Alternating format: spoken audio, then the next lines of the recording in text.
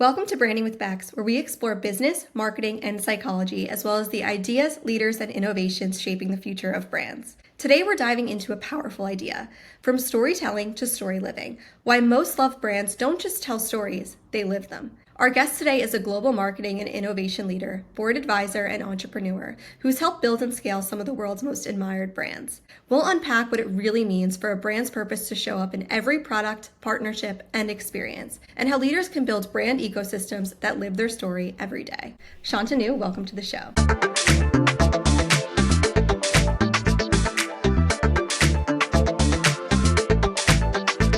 From storytelling to story living is a really powerful idea. How would you define story living, and why do you think this evolution is so critical for brands today? It's a very important point, Bex, that you make around why it's important, why it's evolving. And storytelling has been around for a few years, right? Many of the brands are doing pretty well in that space. The way I like to explain it, the simple thing, if I use three words, right? Storytelling, as the word is telling. That moves on to what typically is called story doing, which is the doing part of it, where brands need to create action proof points, which consumers can feel. The story living exactly comes in when brands are able to encourage participation and experience from the community that they talk to. What typically is called building the conversation capital. The litmus test, if you ask me, essentially is storytelling is internal, typically done by the marketers in a company on the brand. Story doing starts to be a mix of internal and external, the feedback that you receive from your consumer, from the community. Story living is completely external.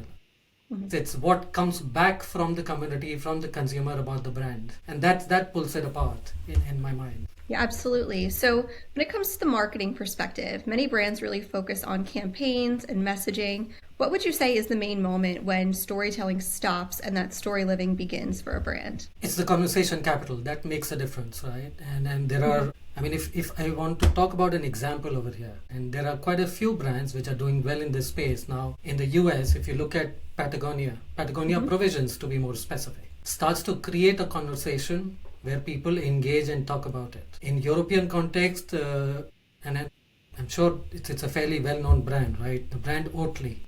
Right? Yep. So where it starts to really live the story is when it starts to create that community and that conversation. The purpose of Oatly is around plant-based living, a challenger for dairy. Through the barista culture, the cafe culture that it promotes, it's actually changing the coffee habit, creating a consumer base where people are embracing coffee without milk with plant-based options.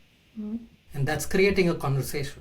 That conversation piece is really important when it comes to living the story and having the community get really involved. And I think a lot of times with marketing, that purpose-driven marketing, it can become a little bit performative.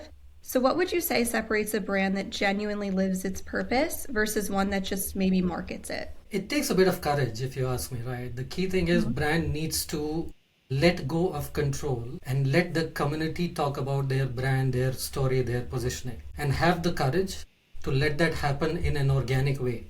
Right. And that creates a difference versus a campaign to story living.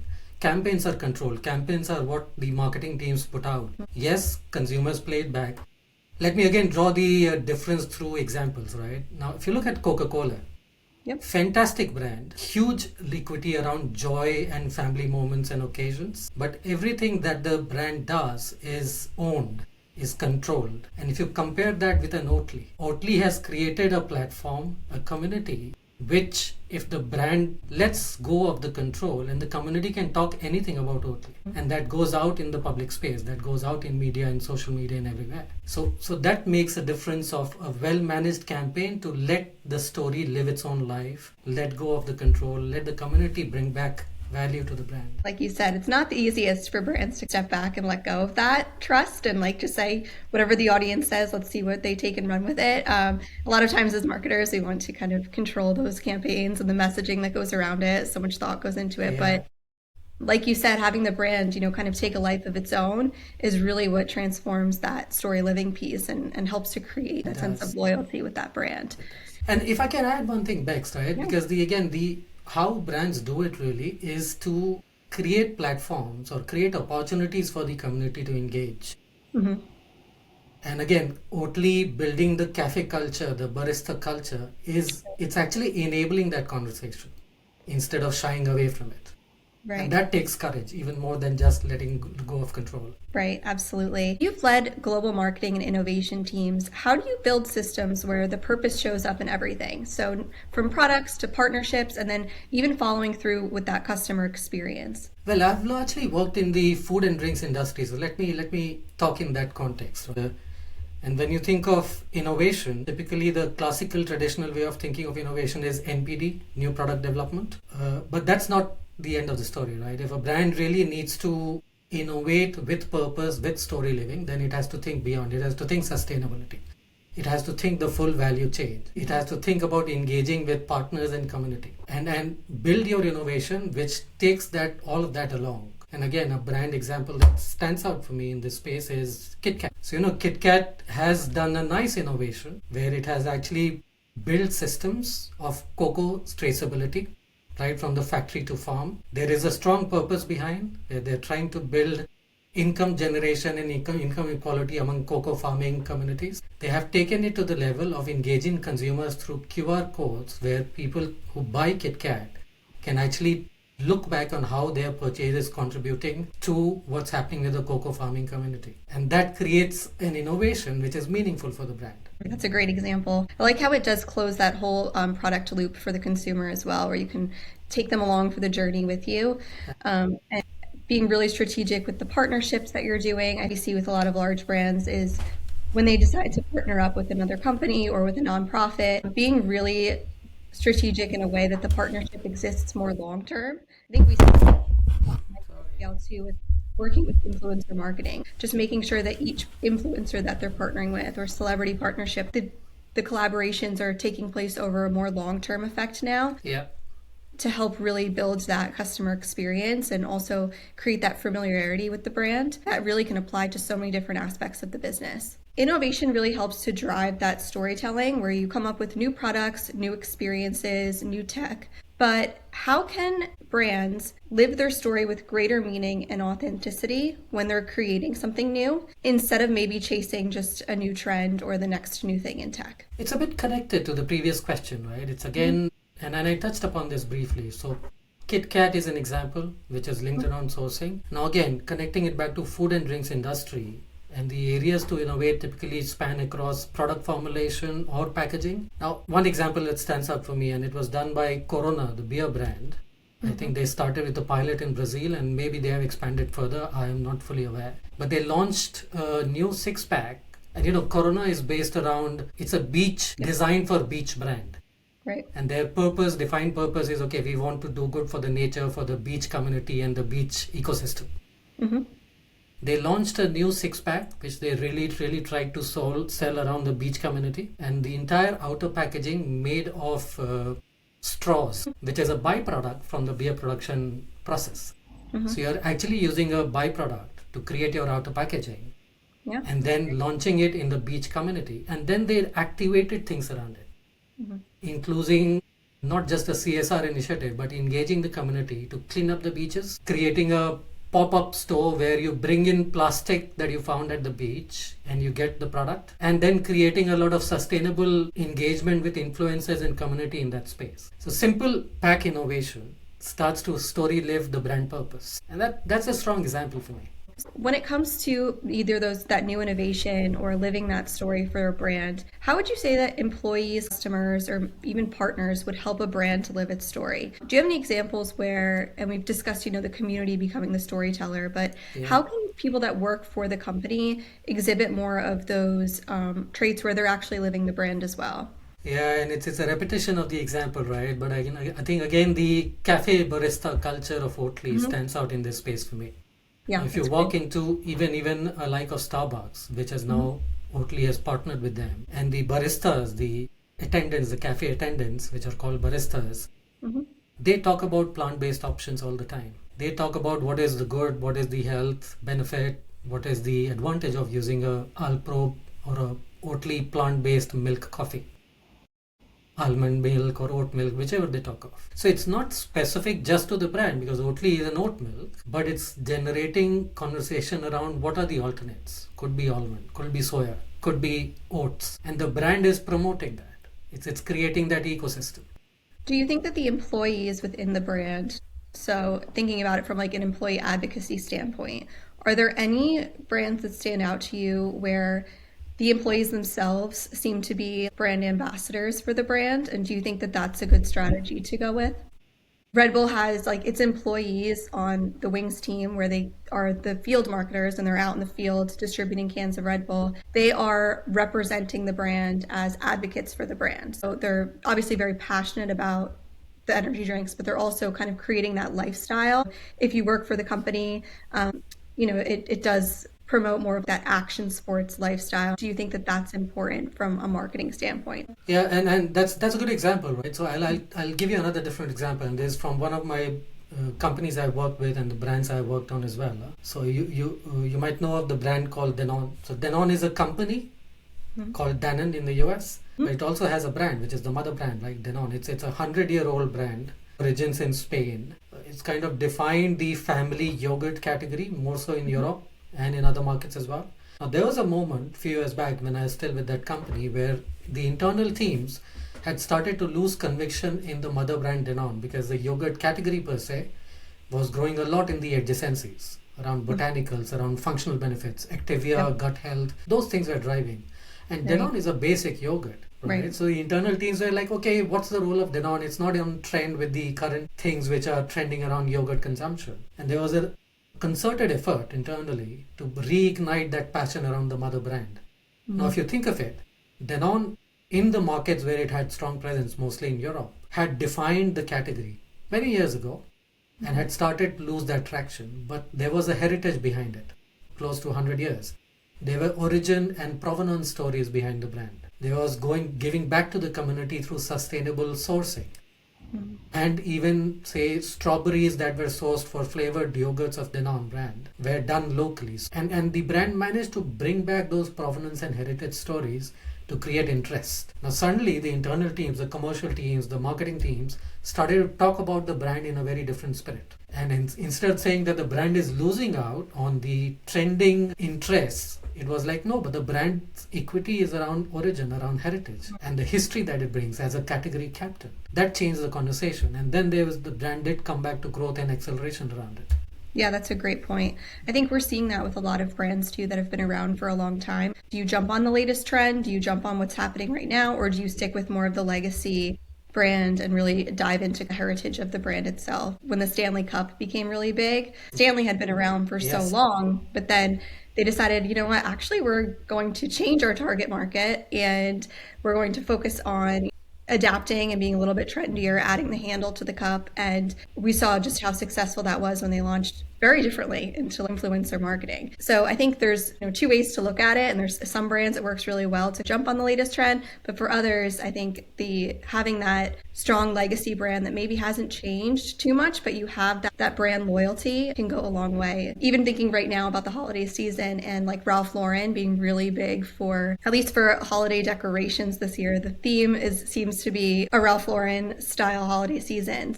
They haven't changed what the products are that they're selling. Like Ralph Lauren Home, the style hasn't really changed over the years, but that sense of nostalgia, that sense of loyalty and trust, that goes a long way for those brands. As we're leaning into, the brands telling the story, employees telling the story, customers getting really excited about the story. Yeah. Would you see that story living is really showing up in different ways in different parts of the world? Or when you look at a global brand, are they focusing on the same story living throughout a global marketing perspective? It does vary. Okay. Because the core thing around, if you ask me, around storytelling and story living, the full continuum, is that it needs to be true to the culture that it operates in. And different cultures interpret the same facts and same functional benefits differently. Interesting. Let me draw a comparison with the three kind of big diverse clusters which I have worked with a lot. US at one end, let's look at US, Europe, and then India. My initial career and years were all in India. And generalizing here, but to pull the points apart, the consumer in the US is a degree of activism-led, right? Strong voice, activism, bold culture. Now, a brand which is into storytelling, story living in that culture will have to be kind of a bit like leading a movement. And that's how you capture imagination, you capture attention. Now compare with that in Europe, and again I'm generalizing here, but the underlying theme in the European context with the consumer is a degree of transparency, Okay. a degree of independence of choice. Typically, consumers don't like to be told what to do. They want to make their own decisions and make their own choices. In that context, a brand will operate and tell story, live the story differently. And again, Oatly stands out, right? Oatly is empowering the consumer to do what it do and talk about the brand. Compare that with India. And India is a complex market, right? It's very difficult to define India as the one homogeneous culture. But if I think of India as, okay, at a national level, what works for brands is grassroots level engagement, Okay. grassroots level community building. And there's a very powerful, very historic legacy brand in India called Amul. It's a dairy brand, entirely building on community engagement, bottom up completely. Literally engaging with dairy farmers on a daily basis on milk sourcing and even product development and building that heritage through that. Now, even if I connect with its strong global heritage brands, and this is one of the brands I manage directly, again, referring back to my days with Danone. This was a kids dairy brand operating in very big in Latin America, in Mexico, Argentina, Brazil, fairly strong in Europe, and also operating in Russia. The brand historically was functional benefit based on supporting kids' growth because it was fortified with calcium and vitamin D. Now, where the culture comes in, and we are talking of young kids here, 3 to 5, 6 year old, right? How parents consider growth, what is good holistic growth for kids, differs in different cultures. Okay. So while the brand still has to support growth and do all the storytelling and living around how they support growth, the interpretation varies by the culture. And that is how then the story living also needs to operate differently in different cultures. Somewhere it could be physical growth, somewhere it's more behavioral confidence growing, and somewhere it's more social aspect. Okay, that makes total sense. When it comes to sharing that story living piece where the consumer kind of takes on the community aspect and shares their opinion about the brand or opens up the conversation, right now with social media and everything being so easily accessible at our fingertips to have the global approach, is there ever a situation where when it comes to like social media marketing, for example, and you're either creating an ad for online or people are responding to an ad, is it really important for global brands then to target their audiences depending on where they are geographically? Or have there ever been brands that have said we're running like a global campaign that is going out to everybody on social media? I think that will be a mistake to look at one execution across culture as and across markets. And from my experience as well, see, there's when one plans a global campaign, Right. there are different elements of campaign. There is a brand positioning aspect which needs to be consistent, right? Right. Which is the typical has, does, feel, and the reason to believe of the brand. That does not change. Mm-hmm. Then there is basis working with creative partners and agencies. You develop a creative idea. The idea can be common as well. And that's where the creative challenge lies, on finding a creative idea that resonates across different cultures. Then how that idea is executed through all media touch points can be different, and it should be different. My Right. Facebook or Instagram or even the influencer engagement in US need not be the same as that in UK or in India. Right. As long as my positioning, my creative idea is unified and delivering the same rational benefit, the executional elements can be different. And I think that's not a choice. That's something important to do. Yeah. Otherwise it tends to go wrong many a times. If the company's expanded, so they started maybe in one geographical area, now they've grown to this global business. Is it important to go back and refine the brand positioning piece as that is something that's going out globally?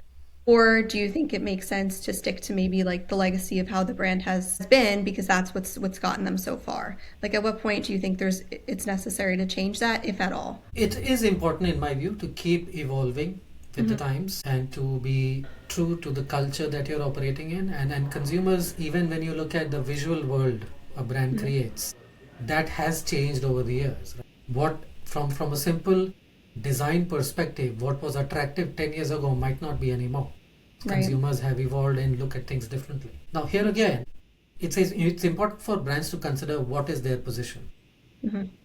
And I again give you an example from the brand that I have managed. When you're talking of a kids yogurt brand fortified with calcium and vitamin D, One way to look at the brand is to say that I am a yogurt with calcium and vitamin D fortification. With that thinking, my product formulation and my look and feel has little room to change. Right. Versus you think I am a brand that provides good nutritional snack to kids and supports their growth. That gives me room, right? Because how growth is interpreted, how good nutritional snack is interpreted will vary by markets, by culture. And that gives me room to play. With this second approach, I can go beyond yogurt as well. And in my view, a brand is a feeling. A brand is an emotion. It's not a product. I see brand and product as two different things. That's very important. I like that. Brand is a feeling, not a product itself. Especially as brands continue to scale, just making sure that they're able to adjust and to leave that room within their branding. I think we see a lot of brands get really big and, then you have that second where it's like, oh, should we go back and adjust this because we're in bigger markets? As we're looking to the future, what should brand leaders and entrepreneurs be doing today to prepare for maybe the next decade of purpose-driven branding? Maybe there's an entrepreneur looking to start a brand, and what are some key parts of their branding that they should consider? Yeah, and this is going to be rapidly changing in the near future, if you ask me, right? And it's very important for brands to think in that perspective. Now, there was a time when brands were built on functional benefit. That changed many years ago. Storytelling came in, story doing has come in. That remains, and that is important, right? So again, if I put it in simple words, I think the future will be of brands that not just sell a product or do a product, but that act. Right. It needs to get into a level where brands enable, which is around community experience and living with the community. And then the important thing, and third, is the consistency element, because it's important brands don't get exposed in the future. Now, why this is important, why I call it out, now the world is moving on from SEO to GEO, and probably you and I are already doing more searches through LLM and AI than through Google. And there's an underlying difference, right? When you do a Google search, and SEO has been around for years, that sources largely from the brand website or from direct brand social media handles or accounts. AI doesn't do that. AI sources from every publicly available source where the brand has been mentioned.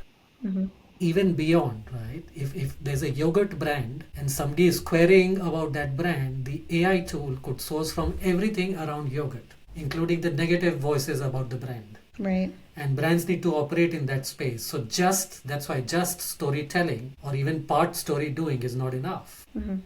And you have to watch out. Otherwise, in the future, you get exposed very quickly, very rapidly. I've listened to Gary Vaynerchuk a lot, and he brings up how switching to that AI mindset, also when it comes to even utilizing social media apps, when you're doing a search within Instagram or Facebook, that meta AI that's in there, people are turning to the social media AIs and then also like ChatGPT and and Google Gemini to create content for them and also to absorb content. Really thinking about that moving forward is so important. Also utilizing things like how can you make sure your brand sentiment is as positive as possible when it comes to social media and all these AI, because all of those sources are going to get pulled up when it comes to using AI for search. It's a really great experience, like opportunity when it comes to branding and also content creation to lean into the writing and different creative avenues. There was a big shift to maybe more short form content and videos. Now that AI is getting bigger and we're seeing that brands are going to have that experience where content will be pulled from a variety of sources, it's important to make sure that you're present on all of them and to get as many people talking or writing about your brand as possible.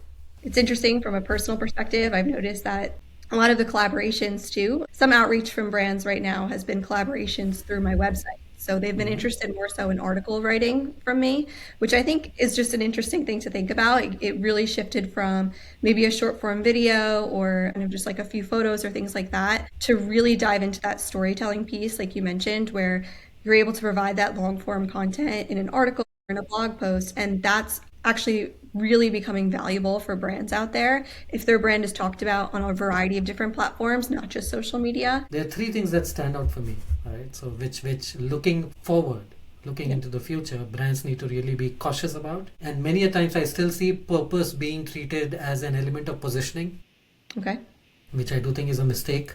It's very important to not leave it on paper as a part of positioning, but to embed purpose into the value chain. end-to-end value chain, right? So if I'm talking about sustainability as a purpose or anything as a purpose, it has to be reflected through my value chain. Right. Start to end. That's one point, and that's not necessarily as easy. Defining a purpose or even doing marketing around that is the easier part. Embedding it into the value chain is the tough part, but that needs to happen in the future. The second is this behavior of brands around being a broadcasting themselves versus behaving their purpose, Okay.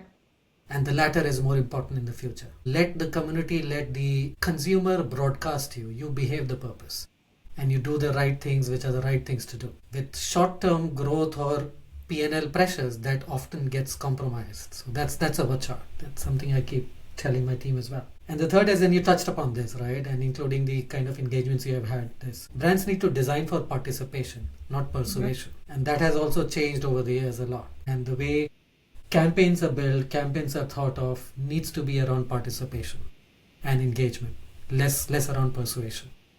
Thinking about the future when it comes to marketing as a whole, I think one trend that seems to come up is that people are not only invested in where their money is going when they're supporting a brand, like you mentioned, actually acting on what they're saying they're going to do, I think is really important. This may be with different generationally, but I do think there are people that are taking a step back and doing things like a social media detox, for example, or looking for an opportunity to be more present within the community in person. People probably will take their phone out and capture the moments, but do you think that that's a strategy people could use as well? I do, and that's a good point you raise, Bex. I think it's. I don't have evidence to support this, right? But let me say it anyway, right? This is my opinion as a marketer and as having seen all of it. We are already hitting a point where, with all the tools and social media and everything around us, there is a risk of brands being perceived as overly intrusive. A good marketing campaign now, literally, and sometimes I feel that it feels like stalking the consumer. Right. And that's the watch out, right? No brand wants to come across as being so much in your face with all your touch points that it's seen as stalking me or being overly intrusive. So brands need to think about it. Yes, at one end, with technology and everything, it's far more easy to do very targeting marketing campaigns and to serve my ads. Literally, when I'm searching something, I get an ad. At some point, it starts to become more of a pain than a convenience. Right. That's a great point. So one needs to balance that with doing more genuine people engagement. And let's not lose that. That's important. So events, social occasions that you mentioned, that is what creates the real evidence, the real engagement and relationship for the brand. Yeah. Digital world is still digital world. Right. That's so important. I think that word of mouth marketing is something that will always be really beneficial for brands. This is just my personal opinion, but I feel like we see a little bit of that marketing fatigue when it comes to digital marketing. I think for some people feel, like you said, you see an ad over and over again, whatever website you go to, or you're on your phone, you're on the computer, and then the same ad shows up. Or you feel like it's really targeted where there's an influencer campaign that goes out and it's like your entire social media feed, whether you follow the people or not, is all about that ad for the day. And I think that can be really overwhelming to the audience. And people are maybe starting to feel like the sense of trust within, I guess, influencer marketing as a whole, or maybe online ads. It's not that it's not there. I think there's still some brand loyalty there, but I do feel like people value maybe the micro influencer or maybe their friend's point of view or their own personal lived experience. If there is an event, I think a lot of companies are actually opening them up now to their consumer instead of opening up the events only to an influencer or celebrity event. We want actual people that use our products to come to the event. And that makes everyone feel like a VIP, I think, for a little bit. And it also does help to establish that brand loyalty in a different way. They'll talk about that with their friends and family. And then those are also advocates for your brand, but in a little bit more of an experience. It gives you that lived experience and you feel connected to them a little bit differently. So I think that's a really exciting avenue as we move forward. I think that's something we're going to see more of. Just my own personal opinion, but I feel like we're seeing it. That's very valid, and I totally agree with that. Awesome.